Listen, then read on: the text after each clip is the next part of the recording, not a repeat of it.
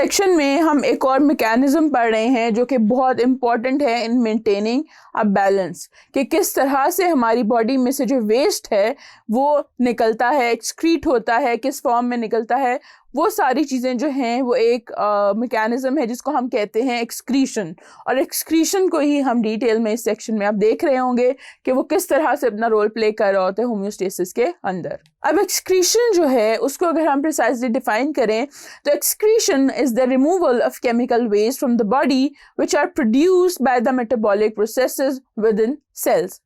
अब हम बहुत सी चीज़ें दिन में खाते पीते हैं, हमारा जो डाइजेस्टिव सिस्टम है वो बहुत सारा वेस्ट प्रोड्यूस कर रहा होता है। इसके अलावा जो हम पानी पीते हैं वो भी हमारा जो है ऑस्मोरेगुलेशन के लिए इम्पॉर्टेंट होता है। हमारी बॉडी के लिए जो वाटर की कंजम्पशन है वो बहुत ज़रूरी है, लेकिन ऐसा भी हो सकता है कि हम बहुत ज़्यादा पानी पी लें या बहुत कम पिएं।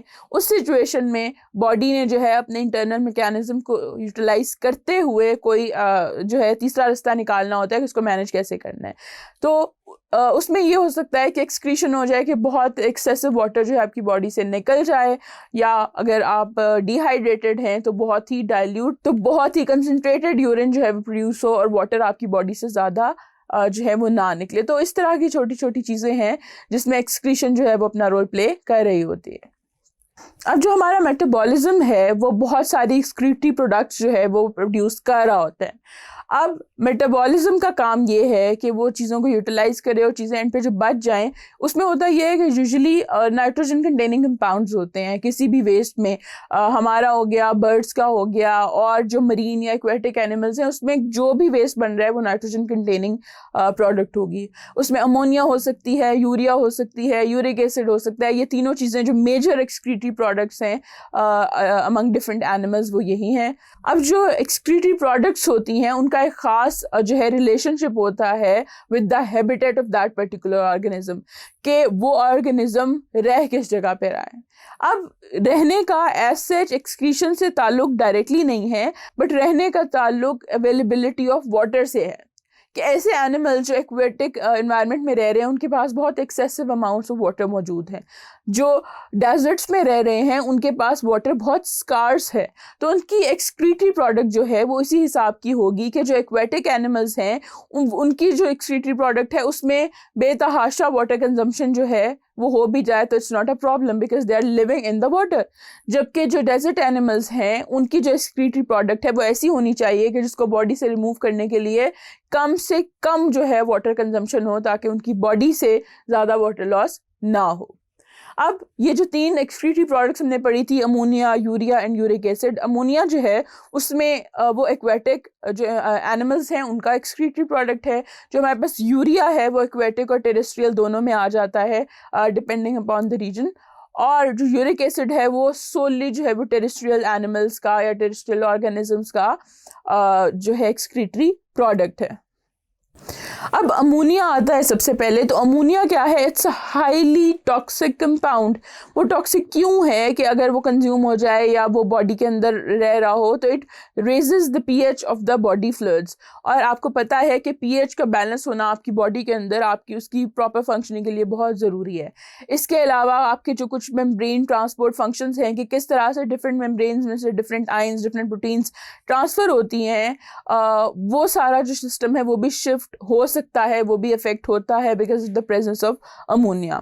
अमोनिया जो है वो हाईली सॉल्युबल है वाटर के अंदर और ये बहुत जल्दी से डिफ्यूज़ हो जाती है क्रॉस सेल मेम्ब्रेन में से। इसलिए क्योंकि वाटर सॉल्युबल है तो it is therefore excreted rapidly, कि अगर पानी ज़्यादा मौजूद है तो वो फ़ौरन से डिसॉल्व होगी और रिमूव हो जाएगी बॉडी से। लेकिन अमोनिया के लिए जो वाटर रिक्वायरमेंट है वो बहुत ज़्यादा है, क्योंकि पहले भी हमने बात की कि ये जो है वो एक्वेटिक एनिमल्स का एक्सक्रीटरी प्रोडक्ट है। 1 gram of nitrogen in the form of ammonia को बॉडी से निकालने के लिए 500 ml ऑफ वाटर चाहिए होता है, यानी half a litre of water is required कि उसमें सिर्फ 1 ग्राम अमोनिया जो है वो डिज़ोल्व होगा। और नेचर ने ये मैकेनिज्म रखा हुआ है कि जो एक्वेटिक एनिमल्स जब अपना वेस्ट जो है उसको रिमूव करते हैं तो वो नॉन टॉक्सिक लेवल पे होता है। इसलिए 500 ml वाटर में जब अमोनिया डिज़ोल्व हो जाएगा तो that will be a non toxic level. अब ये इतना वाटर जो है, हमने पहले भी बात की थी कि सिर्फ जो है एक्वेटिक ऑर्गेनिजम्स हैं, स्पेशली जो फ्रेश वाटर एनिमल्स हैं वो अफोर्ड कर सकते हैं, जैसे फिशेस हैं, प्रोटोजन हैं, स्पॉन्जेस हैं, कोलेंटरेट्स हैं, ये सारे जो एनिमल्स हैं ये अमोनिया स्क्रीट करते हैं। अब वो वाले animals which secrete ammonia as their major nitrogenous waste product are called ammonotelic, यानी कि उनका नाम ही अमोनोटेलिक ऑर्गेनिजम्स होता है। फिर हमारे पास बारी आ जाती है यूरिया की। अब यूरिया जो है उन ऑर्गेनिजम्स का जो वेस्ट प्रोडक्ट है जिनके पास लेस फ्रेश वाटर अवेलेबल होता है as compare to aquatic animals. अब इनका जो नाइट्रोजनस वेस्ट है वो मेजॉरिटी जो है वो यूरिया की फॉर्म में जाता है। अब ये वाले जो ऑर्गेनिजम्स हैं ये क्या करते हैं कि इंटरनली उनके अंदर ऐसे मैकेनिज्म्स होते हैं, उनके अंदर ऐसे पाथवेज होते हैं कि वो केमिकली अमोनिया को यूरिया में कन्वर्ट करते हैं। अब यूरिया जो है that is 100,000 times less toxic as compare to ammonia. जब यूरिया में कन्वर्ट हो जाती है अमोनिया, तो यूरिया को सिक्रीट करने के लिए वाटर भी कम चाहिए होता है क्योंकि वो इतना टॉक्सिक नहीं है। कुछ मरीन ऑर्गेनिजम्स हैं और सारे के सारे जो टेरेस्ट्रियल ऑर्गेनिजम्स हैं वो अपना जो वेस्ट है वो यूरिया की फॉर्म में सिक्रीट कर रहे होते हैं। अब यूरिया के लिए जो वाटर रिक्वायरमेंट है वो ऐसे है कि 1 gram of nitrogen in the form of urea needs just 50 ml of water. पहले जो अमोनिया की बात थी तो that needed 500 ml of water, यहाँ पे 50 ml ऑफ वाटर चाहिए और वो नॉन टॉक्सिक लेवल पे डाइल्यूट हो जाता है जब वो 50 ml ऑफ वाटर के साथ वो 1 ग्राम जो है वो डाइल्यूट हो जाता है। इस तरह से इसकी जो वाटर रिक्वायरमेंट है वो इतनी है। फिर हमारे पास बारी आती है यूरिक एसिड की। अब यूरिक एसिड क्या है? Uric acid is a purine even less toxic than urea and it precipitates from solution allowing the 4 nitrogen atoms per uric acid molecule to be excreted। अब यूरिक एसिड के अंदर जो है वो 4 नाइट्रोजन मॉलिक्यूल्स होते हैं और ये एक प्योरिन बेस है, इसलिए ये बहुत लेस टॉक्सिक है as compare to even urea. जो यूरिया है वो अमोनिया से 100,000 टाइम्स लेस टॉक्सिक है और यूरिक एसिड जो है वो यूरिया से भी लेस टॉक्सिक है। तो इस तरह से ये एक हायरार्की बनी हुई है। और यूरिक एसिड, वो एनिमल्स जो यूरिक एसिड स्क्रीट करते हैं as their major waste product, उनको हम कहते हैं यूरिकोटेलिक्स। उसमें जो हमारे पास एग्जांपल्स आती हैं वो यूजुअली 2 ग्रुप्स में डिवाइडेड हैं। वी हैव टेरेस्ट्रियल इनवर्टिब्रेट्स और एग लेइंग वर्टिब्रेट्स।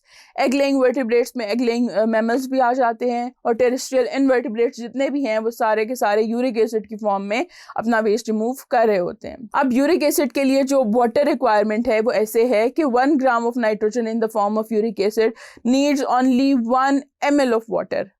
जितना यानी वेस्ट है सिर्फ उतना सा ही वाटर चाहिए। अगर 1 ग्राम है तो 1 ml ही वाटर चाहिए और वो एक नॉन टॉक्सिक लेवल पे आ जाता है और वो टोटली नॉन टॉक्सिक एक्सक्रीशन होती है यूरिक एसिड की।